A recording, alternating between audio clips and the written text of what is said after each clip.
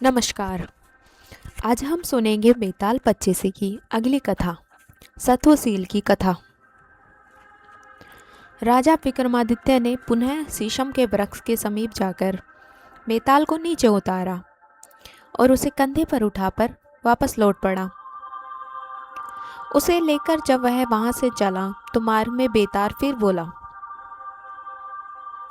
राजन, मुझे पाने के लिए तुम बहुत ही परिश्रम कर रहे हो। तुम्हारे श्रम को भुलाने के लिए इस बार मैं तुम्हें एक नई कथा सुनाता हूँ। पूर्व सागर के तट पर ताम्रलिप्त नाम की एक नगरी है। प्राचीन काल में वहाँ चंद्रसेन नाम का एक राजा राज करता था। वह राजा महाप्रतापी था।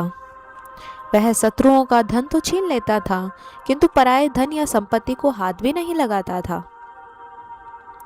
वह पर स्त्रियों से तो मुँह फेरे रहता था, किंतु रणभूमि में अपने दुश्मनों का वध करते हुए उसे तनिक भी संकोच नहीं होता था। एक बार उस राजा की ड्योढ़ी पर दक्षिण का सत्वशील नामक एक राजकुमार आया। उसने राजा के पास अपने आने की सूचना भिजवाई और अपने अन्य साथियों सहित उनके सम्मुख अपनी निर्धनता दिखाने के लिए चिथड़े फाड़े। वह वहां प्रत्याशी बनकर अनेक वर्षों तक राजा की सेवा करता रहा, किंतु राजा से कोई पुरस्कार न पा सका। तब उसने सोचा, राजकुल में जन्म लेने के बाद भी मैं इतना दरिद्र क्यों हूँ, और दरिद्र होने पर भी मेरे मन में विधाता ने इतनी महत्वाकांक्षा क्यों दी है। मैं अपने साथियों के साथ इस प्रकार राजा की सेवा कर रहा हूँ और भूख से कष्ट पा रहा हूँ, फिर भी राजा ने हमारी ओर आंख उठाकर भी नहीं देखा। सत्वशील यह बातें सोच ही रहा था कि एक दिन राजा आखेट को निकला। घोड़ों और पैदल चलने वालों के साथ वह भी राजा के साथ वन में गया। आखेट करते हुए राजा ने उस वन में एक विशाल मत वाले सुअर का दूर से पीछा किया। उसका पीछा करता हुआ वह बहुत दूर एक दूसरे वन में जा पहुंचा। वहां घास पात से ढके मैदान में सुअर गायब हो गया और थके हुए राजा को उस महावन में दिशा भ्रम हो गया। हवा से बातें करने वाले घोड़े पर सवार राजा के पीछे पीछे भूख और प्यास से व्याकुल सत्वशील उसे खोजता हुआ पैदल ही किसी प्रकार उसके पास पहुंचा। उसे ऐसी हालत में देखकर राजा ने स्नेहपूर्वक पूछा, सत्वशील, क्या तुम वह मार्ग जानते हो जिससे हम यहाँ आए थे? यह सुनकर सत्वशील ने हाथ जोड़कर कहा, हाँ श्रीमान, मैं वह मार्ग जानता हूँ, लेकिन अभी कुछ देर यहाँ विश्राम करें, क्योंकि अभी बहुत तेज गर्मी है। सूर्य देवता अभी बहुत तेजी से अपने तेज को पृथ्वी पर फैला रहे हैं। ठीक है, राजा ने कहा, पर तुम यह तो देखो कि ऐसे में कहीं पानी भी मिल सकता है या नहीं। प्यास के कारण मेरा गला सूख रहा है। देखता हूँ श्रीमान। यह कहकर सत्वशील एक ऊंचे वृक्ष पर चढ़ गया, जहाँ से उसे एक नदी दिखाई पड़ी। वृक्ष से उतरकर वह राजा को वहां ले गया। तत्पश्चात राजा को जल पिलाकर उसकी थकान दूर की। राजा के पानी पी लेने के पश्चात उसने अपने कपड़े की घूंट से कुछ मधुर आंवले निकाले और उन्हें धोकर राजा के समक्ष पेश किया। जब राजा ने उससे यह पूछा कि यह कहाँ से लाए, तब वह अंजलि में आंवले लिए घुटनों के बल बैठ गया और राजा से बोला, हे स्वामी, मैं पिछले 10 वर्षों से इन आंवलों पर ही निर्वाह करता हुआ बुद्ध मुनि का व्रत धारण करके आपकी आराधना कर रहा हूँ। इसमें संदेह नहीं कि सच्चे अर्थों में तुम्हारा मन सत्वशील है। ऐसा कहकर कृपावश उस राजा ने सोचा, उन राजाओं को धिक्कार है जो सेवकों का दुख नहीं जानते, और उनके मंत्रियों को भी धिक्कार है जो अपनी वैसी स्थिति राजा को नहीं बतलाते।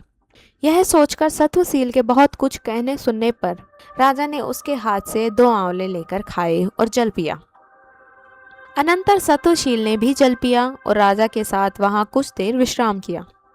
बाद में सत्वशील ने घोड़े पर जिन कसी और उस पर राजा को सवार करवाया। वह स्वयं राह दिखाता हुआ आगे आगे चला।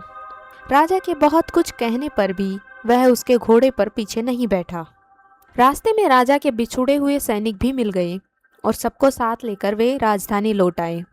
राजधानी में पहुंचकर राजा ने उसकी स्वामी भक्ति का वृतांत सबको सुनाया, लेकिन उसे भरपूर धन और धरती देकर भी अपने को ऋण नहीं समझा। इस तरह सत्वशील कृतार्थ हुआ। प्रत्याशी का रूप छोड़कर राजा चंद्रसेन के निकट रहने लगा। एक बार राजा ने उसे अपने लिए सिंघल नरेश की कन्या मांगने हेतु सिंघल द्वीप भेजा। समुद्र मार्ग से जाने के लिए सत्वशील ने अपने अभिष्ट देवता का पूजन किया और राजा की आज्ञा से ब्राह्मणों सहित जहाज पर सवार हुआ। जहाज जब आधे रास्ते में पहुंचा तभी अचानक एक आश्चर्य हुआ। उस समुद्र के भीतर से एक ध्वज ऊपर उठा। वह ध्वज उत्तरोत्तर ऊपर उड़ता गया और उसकी ऊंचाई बहुत अधिक हो गई। उस ध्वज का दंड सोने से बना हुआ था और उस पर रंग बिरंगी पताकाएं फहरा रही थी।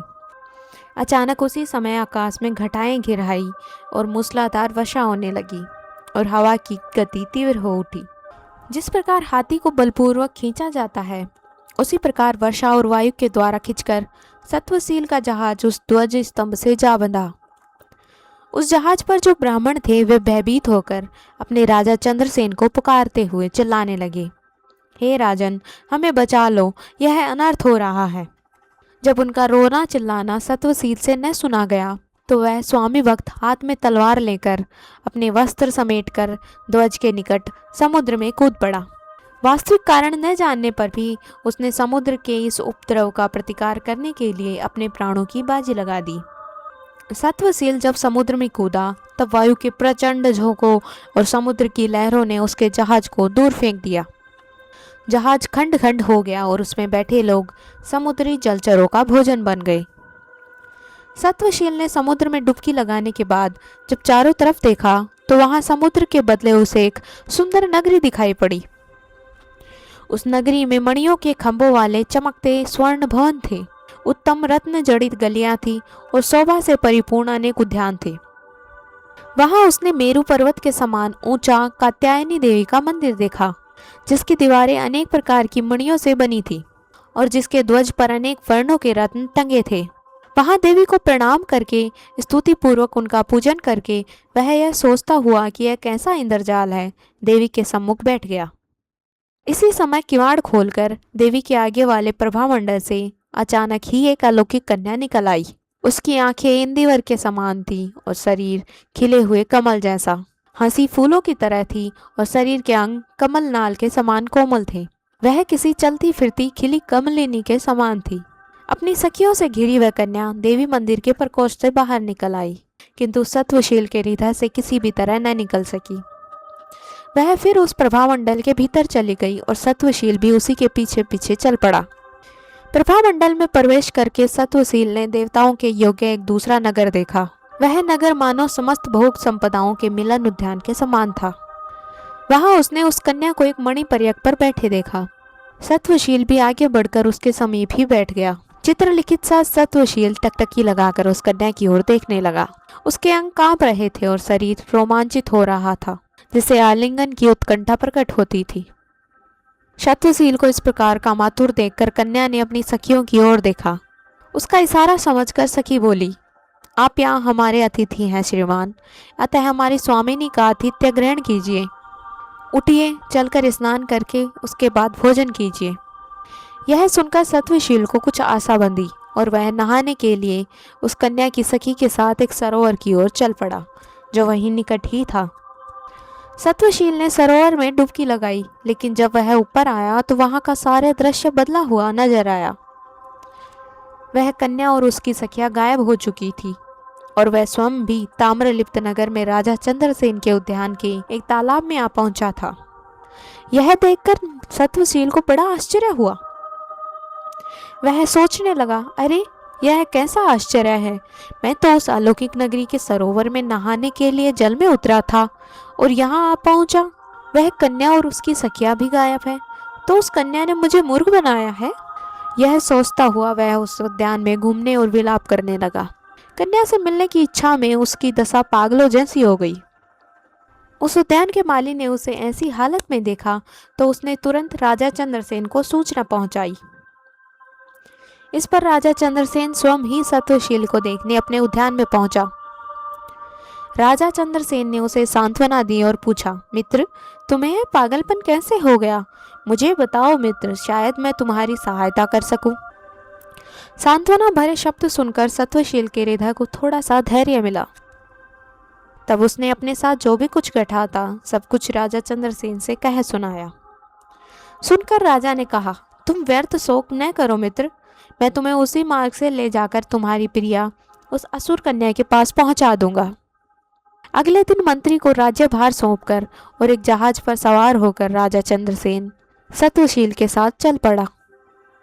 बीच समुद्र में पहुंचकर सत्वशील ने पहले की ही तरह पताका के साथ ध्वज को उड़ता हुआ देखकर राजा से कहा, यही वह दिव्य प्रभाव वाला महाध्वज है। ध्वज के पास जब मैं कूद पड़ूं तब आप भी कूद जाइएगा। तब वे दोनों ध्वज के निकट पहुंचे और जब ध्वज डूबने लगा तब बीच में ही सत्वशील समुद्र में कूदा। डुबकी लगाने के बाद वे दोनों उसी दिव्य नगर में जा पहुंचे। वहां राजा ने आश्चर्यपूर्वक देखते हुए देवी पार्वती को प्रणाम किया और सत्वशील के साथ वहीं बैठ गया। उसी समय उस प्रभा मंडल से अपनी सखियों सहित वह कन्या बाहर निकल आई, जिसे देखकर सत्वशील ने कहा, राजन, यही वह कन्या है जिससे मैं प्रेम करने लगा। उस कन्या ने भी राजा को देख लिया था। वह कन्या जब कात्यायनी देवी के मंदिर में पूजन करके चली गई तो राजा चंद्रसेन सत्वशील को साथ लेकर उद्यान में चला गया। कन्या जब पूजन समाप्त करके मंदिर के बाहर निकली तो उसने अपनी सखी से कहा, सखी, जरा जाकर देखो, मैंने जिन महापुरुष को देखा था वे कहाँ है। सखी जब राजा चंद्रसेन और सत्वशील के पास पहुंची और उन्होंने कन्या का संदेश सुनाया तो चंद्रसेन ने उपेक्षा से कहा, हमारा इतना ही आतिथ्य बहुत है, अधिक की कोई आवश्यकता नहीं है। कन्या की सखी ने लौटकर जब यही बात उसे बताई तो वह असुर कन्या उससे मिलने को और भी व्यग्र हो गई। इस बार वह स्वयं उन दोनों के पास पहुंची और उनसे आतिथ्य ग्रहण करने का निवेदन किया। इस पर राजा चंद्रसेन ने सत्वशील की ओर संकेत करते हुए उस कन्या से कहा, मैं इनके कहने के अनुसार देवी का दर्शन करने के लिए ध्वज मार्ग से यहाँ आया था। मैंने कात्यायनी के परम अद्भुत मंदिर और उसके बाद तुमको भी देखा। उसके बाद हमें और किस आतिथ्य की आवश्यकता है। यह सुनकर वह कन्या बोली, तब आप लोग त्रिलोक में अद्भुत मेरे दूसरे नगर को देखने के लिए कोतवाल से ही मेरे साथ चलिए। उस कन्या के ऐसा कहने पर राजा चंद्रसेन ने हंसकर कहा, इस सत्वशील ने मुझे उसके बारे में भी बतलाया है। वहां पर स्नान करने के लिए एक सरोवर भी है। तब उस कन्या ने कहा, देव, आप ऐसी बातें न कहें, मैं यूं ही धोखा देने वाली नहीं हूँ। तब फिर आप जैसे पूज्य को कैसे धोखा दे सकती हूँ। मैं आप लोगों की वीरता के उत्कर्ष से आपकी अनुचरी हो गई हूँ, अतः आपको इस प्रकार मेरी प्रार्थना अस्वीकार नहीं करनी चाहिए। असुर कन्या का ऐसा आग्रह सुनकर राजा चंद्रसेन मान गया और सत्वशील सहित प्रभा मंडल के निकट जा पहुंचा। वह कन्या उन्हें किसी प्रकार खुले दरवाजे से अंदर ले गई, जहां उन्होंने उसके दूसरे अलौकिक नगर को देखा। वह सचमुच एक विलक्षण नगर था। वहां सभी वस्तुएं सदा वर्तमान रहती थी। वृक्षों में फूल और फल बने रहते थे और वह समूची नगरी रत्न तथा सुवर्ण से बनी हुई थी। उस नगरी की भव्यता ऐसी थी जैसे वे दोनों सुमेरु पर्वत पर आ पहुंचे हो। असुर कन्या ने एक सुंदर कक्ष में उन्हें ले जाकर बहुमूल्य रत्न जड़ित सिंहासन पर बैठाया और अनेक प्रकार से उनका आतिथ्य सत्कार करके अपना परिचय दिया। मैं असुर राज काल नेमी की कन्या हूँ। मेरे पिताजी की मृत्यु चक्रधारी विष्णु के चक्र से हुई थी। यहाँ जरा मतलब वृद्धापन और मृत्यु की बाधा नहीं होती और सभी मनोकामनाएं स्वतः ही पूरी हो जाती हैं। फिर उसने राजा चंद्रसेन से प्रार्थना की, अब आप ही मेरे पिता हैं और इन दोनों नगरों के साथ मैं आपके अधीन हूँ। मेरी प्रार्थना स्वीकार करके आप मुझे अनुग्रहित कीजिए। इस प्रकार जब उस कन्या ने अपना सब कुछ राजा को सौंप दिया तब वह कन्या से बोला, बेटी, यदि ऐसी ही बात है तो मैं तुम्हें इस सत्वशील के साथ विवाह बंधन में बांधता हूँ। यह धीर है, वीर है और दोष रहित है। अब यह मेरा मित्र भी है और संबंधी भी। राजा के इस आग्रह को असुर कन्या ने तत्काल स्वीकार कर लिया और सत्वशील के साथ विवाह रचा लिया। सत्वशील के मन की साध पूरी हो गई और उसने राजा चंद्रसेन का बहुत बहुत आभार माना। विदाई के समय राजा चंद्रसेन ने सत्वशील से कहा, मित्र, तुम्हारे मैंने 2 आंवले खाए थे। उनमें से एक का ऋण तो मैंने चुका दिया है, एक का ऋण मुझ पर अभी भी बाकी है। फिर उसने असुर कन्या से कहा, बेटी, मुझे मार्ग दिखलाओ क्योंकि अब मैं अपने नगर को लौट जाना चाहता हूँ। राजा के ऐसा कहने पर उस असुर कन्या ने उसे अपराजित नाम का खड्ग और खाने के लिए एक ऐसा फल दिया जिससे न तो राजा पर कभी बुढ़ापा आए और न ही उसे मृत्यु का भय सताए। फिर उन दोनों चीज़ों को लेकर असुर कन्या द्वारा बतलाए सरोवर में डुबकी लगाकर राजा वापस अपने देश जा पहुंचा। सत्वशील भी सुखपूर्वक उस असुर कन्या के साथ दोनों नगरों पर शासन करने लगा। यह कथा सुनाकर बेताल ने विक्रमादित्य से पूछा, राजन, अब तुम मुझे यह बतलाओ कि समुद्र में डुबकी लगाने का उन दोनों में से किसने अधिक साहस दिखाया। जानते हुए भी यदि तुम इस प्रश्न का उत्तर न दोगे तो तुम्हारे सिर के कई टुकड़े हो जाएंगे। तब बेताल के इस प्रश्न का उत्तर राजा ने इस प्रकार दिया, हे बेताल, उन दोनों में मुझे सत्वशील ही अधिक साहसी लगा, क्योंकि वह वस्तु स्थिति को न जानते हुए बिना किसी आशा के समुद्र में कूदा था, जबकि राजा चंद्रसेन को सभी बातें पहले से ही मालूम थी। वह विश्वास के साथ समुद्र में कूदा था। वह असुर कन्या को नहीं जानता था, क्योंकि वह जानता था कि इच्छा होने पर भी वह उसे पा नहीं सकेगा। तुमने सही उत्तर दिया राजन, किंतु मेरे प्रश्न का उत्तर देने में तुमने अपना मौन भंग कर दिया, इसलिए मैं चला। यह कहकर बेताल विक्रमादित्य के कंधे से खिसककर पुनः उसी वृक्ष की ओर उड़ गया। राजा भी उसी प्रकार फिर से उसे लाने के लिए तेजी से लौट पड़ा।